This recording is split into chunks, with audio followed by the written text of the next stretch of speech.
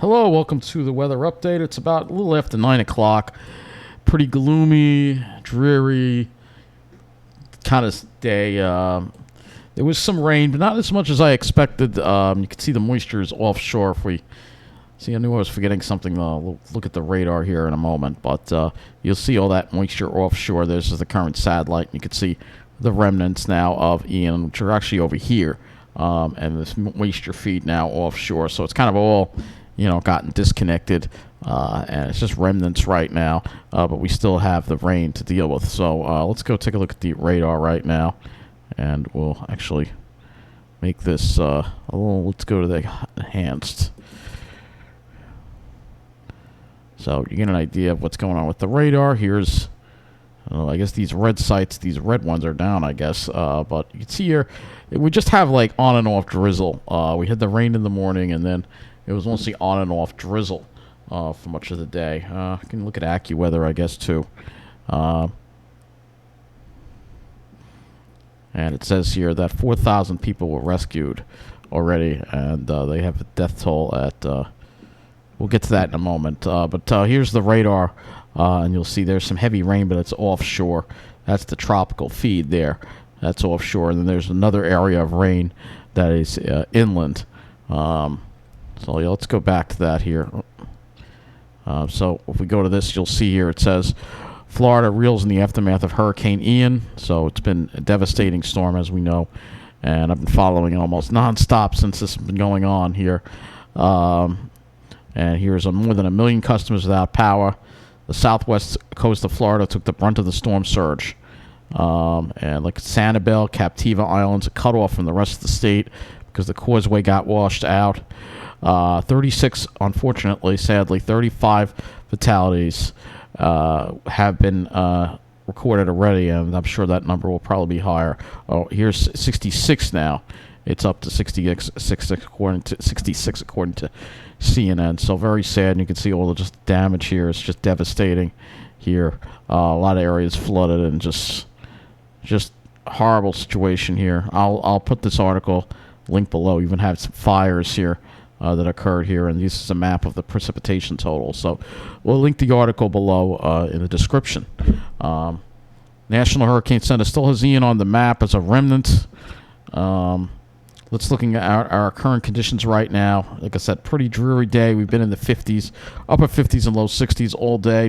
Damp, chilly, northeast wind 16 gusting to 25. And we have that mist, that drizzle that's been on and off since we've had the rain this morning. You will note that there are warmer temperatures in New Jersey, where they're closer to a little bit of the warm air. They're 64 in southern New Jersey over there, and their humidity is higher too as well, with dew points in the 60s. So that's kind of like where the warm air is. You can see 68 with a dew point of 68 being reported at this buoy offshore. So that's where the tropical air is. Water temperature is still near 70 degrees at that buoy, by the way. So you can see these wind gusts. So we've got this. If we go to the Weather Service here, you can see we have a high surf advisory in effect, as well as a gale warning for the offshore waters because of this system. And it's going to sit there for a while. We're going to talk about that in a moment. But let's go and take a look at our rainfall totals here. So let's actually, we can just look at this here. We can use this precipitation, and we'll put this to, I guess, 24 hour. I guess we'll do 24 hour. To show you the rainfall totals here, and not that much in western parts of the area. You can see under an inch so far in a lot of areas. Disregard the 19.55. That's definitely not right. But you can see some of the areas along the Jersey Shore. See some higher amounts here: 1.53, 1.69 at LBI. I believe that's LBI. I can't. It's shaded so heavily. So you got a decent amount of rain here, 0.78 in Toms River. That 1.53 belongs to Pine Walt. Higher amounts in Pennsylvania. Looking at Long Island here, you'll see here that we have 0.74 Carl Place, so not quite an inch. But the South Shore at least did get a decent amount, like 3/4 of an inch. And then as you head out east, the numbers get much more. here, and this is the area that really needed it. 1.14 at Shirley, an inch at Kabreski Airport, 1.45 at Eastport. So yeah, these numbers are sort of more in line with the GFS so far, versus the 2 inches that the Euro was predicting by this time. Disregard that 4.20. That's not correct. 1.08 at East Hampton, 1.69. So a decent amount of rain. Not the kind of soaking you was expecting, but we'll have more rain tomorrow. But right now we're just getting this kind of drizzle. You can see everywhere got between, generally speaking, unless you're inland, generally speaking, between a half and a quarter of an inch, a half and just around an inch of rain. Some areas did get a little bit over here in this area. Nantucket got 2.35, so they're sticking out. Got into the moisture a little more than some of the other sites. We can also look at one to ground too, as well. Look at the one to map, which has more rainfall reports for us. And you can see not all that impressive. Like I said, we were hoping it would be more like closer to 2 inches. A lot of areas got under an inch. Like I said, in that 3/4 of an inch range. Though it looks like Fire Island there, Davis Park is reporting 1.4, 1.32 at West Hampton. It's a decent amount of rain. It's definitely going to help. 1.61 at another site in West Hampton, so an inch and a half. Especially out east on the South Shore where they really needed it. That's where they got the rain, and that's some good news right there, because they really did need it. So let's now go to the models, and we'll take a look and show you what is going to happen here as we head on out into this week. And we first look at the GFS here and show you the issue that we have. So we've got this cut-off remnant low of Ian, all right? And because the jet stream isn't around, it's not really going to go anywhere. It's going to kind of get sit here. We have a high that's trying to build down and push it down, but tomorrow we may have another batch of showers, and you can see, look at how tight those isobars are. So we're going to be dealing with prolonged northeasterly flow, gusty northeasterly flow, which is going to cause coastal flooding. And then it gets pushed down on Monday. You can see a low already trying to redevelop there. And then it swings some more moisture our way, close shave on Tuesday into Wednesday, and then finally pushes away. We have to wait until Thursday probably to finally get rid of this thing. And this is all because, again, the jet stream. So if we again look at the jet stream here, you'll see that there isn't really one in place. So you can see it's kind of just cut off. And it's very weak jet stream. So there's your low. It's kind of just cut off. You got a split jet stream, so it's not enough to really kick it out until we get a little more of a westerly push by the middle of this week. All right, and that's the problem that we have, as I've explained to you before.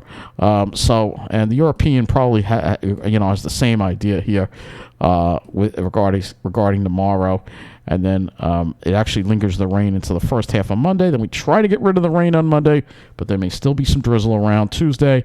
We get brushed with it again, and you can see here we are at Wednesday, and this thing is still sitting here. And the Euro is actually a little different, and actually tries to bring whatever low is here and tries to bring it like over Montauk or whatever. So Wednesday, according to the Euro, we may still be dealing with this damn thing. So yeah, this is a pain in the neck. Is what it is. I hate when these things happen, when it gets stuck and it doesn't move. That's not normal. That is definitely climate change. These things are supposed to move, and they're not just supposed to sit there like that. That's not normal. And that's what happens when you don't have a jet stream. Nothing moves. Nothing moves. And I think this will also show the jet stream too. So the European, a little different with the jet stream here. Yeah, you could see it's got a more of a ridge out over here. So it's slower to move this thing out, and that's the problem that we have. Back to the GFS here. Let's now go to the higher resolution models so we can take a closer look at this. The FV3, which is the 12Z, is all we have right now of the GFS 12Z, but just to give you an idea. So we're going to be dealing with the drizzle, and then tomorrow showers, and then another possibly period of steady rain in the afternoon, and then maybe by 8 o'clock, this is the FV3 here, that it would get pushed down enough, but that still we may still be dealing with some drizzle. And then the same thing for Monday. It'll be clouds, but maybe we'll be dry, but this thing is just sitting here. This is really very weird, very abnormal, very concerning, very alarming to see that. That is totally not normal. And this is going to be very bad with that prolonged easterly flow that we're going to see, because if we look at the winds here, here we go. Here are the winds. You'll see that the winds are going to indeed pick up in the offshore areas. You can continue to have that east to northeast wind pounding at the shoreline and creating a lot of beach erosion and some coastal flooding too, because you have the high over here and you have the low over here. That's creating a pressure gradient here, and that's going to continue here. All right, and that's the problem that we have right now. All right, if we look at the regular GFS, which will take us a little further out here, you'll see it just doesn't get any better. We're still dealing with it Tuesday, and then Wednesday we finally get out of it. But again, if you were to look at the European model is a little different with that, and it has like a weak low that's offshore there. So there's disagreement on what is going to happen here, as far as things going forward. Let me move this back to the precipitation here, and we'll go and we'll move this and look at the NAM model, and I'll go to the NAM 12, I guess. Well, we don't have the 18Z NAM 12 in there. Do we have the 18Z NAM 3? All right, we have the 18Z NAM 3. Okay, so this will show us again those showers that we're going to be dealing with tomorrow, and they're going to become more numerous. And yeah, it's going to probably linger through much of the day, unfortunately. A wet day tomorrow will be. It may not amount to much. And then look at this. Monday, the NAM moves it back in, and it's still going to be lingering until Monday. So this is a real pain in the neck on the NAM here. This just keeps this low here, and it just doesn't move it at all. And we're going to deal with this. Annoying. I know we need the rain, but to have it drawn out for so many damn days is ridiculous. Should get it done in a day or two, and that's it. But no, that's not what's going to happen. At least the NAM doesn't seem to think so. So let's go look at our amount of precipitation. And I guess the best thing to do is to show you, because we don't want to look at the amount. We want to look at this doesn't do 24-hour precipitation. This only does total. So unfortunately, because it only does total, it's already... is it showing the rain that we got today? Or it's not. All right, so according to this, it would give us another 2 inches of rain. This would be the NAM. And again, that's toward the higher end of things, all right? Now we go look at the GFS. GFS gives us another, maybe move this out a little more. You could see, even just to our south, could be another 2 inches and another inch over Long Island. I mean, this low is just going to sit here and just prolong this damn event, which, of course, is a pain in the neck. Not normal to have this happen at all, by the way. It's totally abnormal and totally anomalous. FV3, this is as far as we got on the FV3. So, yeah, expect another inch of rain. So, even though we're a little disappointed with the rainfall totals, it's just going to be a drawn-out deal for the next 2 to 3 days here, stuck in this mess. Either, if you want to get out of it, you're going to have to go upstate, up to Maine or something like that. Otherwise, the rest of us on the coast are going to be just dealing with this misery for the next 1, 2, 3, maybe even 4 days. At least 3 more days probably of this. So let's go to the clouds. And I guess, let's go to the temperatures. Now we looked at all that. We'll do the temperatures here. I'll show you now. I don't have the HRRR, so that's why you don't see me looking at it. Obviously, with this prolonged easterly flow, you'll see the temperatures pretty much staying in the 50s tomorrow. It's going to be quite chilly. And then Monday, maybe warming up into the 60s. And again, this is the FV3. If we want to look at the regular GFS, which we can do. Tuesday, you can see still in the 60s, 50s to the south. You can see the storm just sitting there, and I'm worried it's going to gain some tropical characteristics again. Then by Wednesday, it brings us out into the sun, and we're upper 60s to around 70, and then it warms up on Thursday to around 70, and then we'll have another cold. We'll look more at that later when I do the weather update tomorrow night. We're just covering the next 3-4 days here. All right. But again, if we go to the European model, it's going to have a difference in the temperature because it's going to have a difference in the precipitation where it is. The Euro naturally is colder. It keeps us in the 50s as well for Monday. And then Tuesday, yeah, we're still in the 50s because, again, it's got that rain lingering over us and, not going anywhere. And, again, if we look at the total accumulated precip on the European model, which I don't know if I did, you can see it gives us pops another inch of rain with maybe close to 2 inches in the South Fork there. The model's not sure what's going to happen. They didn't, they kind of overdid the precipitation today, particularly the Euro. The GFS was more closer to being right.